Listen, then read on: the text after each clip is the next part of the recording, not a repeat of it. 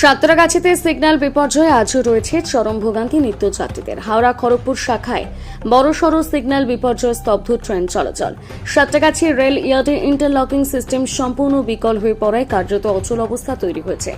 দক্ষিণ পূর্ব রেল সূত্রে জানা গিয়েছে, জরুরি ভিত্তিতে নন ইন্টারলকিং এর কাজ শুরু হলেও পরিষেবা স্বাভাবিক হতে সময় লাগবে। ইতিমধ্যে বাতিল হয়েছে লোকাল ট্রেন এবং একাধিক এক্সপ্রেস। এই পরিস্থিতিতে চরম দুর্ভোগে পড়েছেন যাত্রীরা। কেউ কেউ গতকাল রাত থেকে হাওড়া স্টেশনে উপস্থিত থাকলেও কখন ট্রেন ছাড়বে তা জানা নেই। অফিস যাত্রী থেকে দূরপাল্লা যাত্রী সকলেই বিপাকে পড়েছেন। ট্রেন আসছে না, খুব সমস্যা হচ্ছে।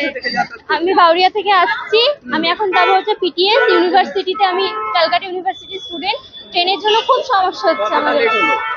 এখন প্রায় 1 ঘন্টা ধরে বসে আছি। হ্যাঁ, তারা আছে। কোয়েল প্রাইমারি। আমরা আছি নলপুর থেকে। ট্রেনে তো একদম 1 ঘন্টা 1.5 ঘন্টা লেট। টাইমে ট্রেন নেই, যে টাইম দেখায় আপডেট দেখায় সেই টাইমে গাড়ি আসে। অনেক সমস্যা ফেস করতে হয় আমাদের ডেলি। হ্যাঁ, ডেলি।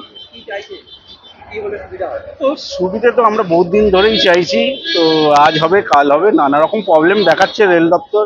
সে আর কি বলবো। আপনার নাম? অরিন্দম চক্রবর্তী।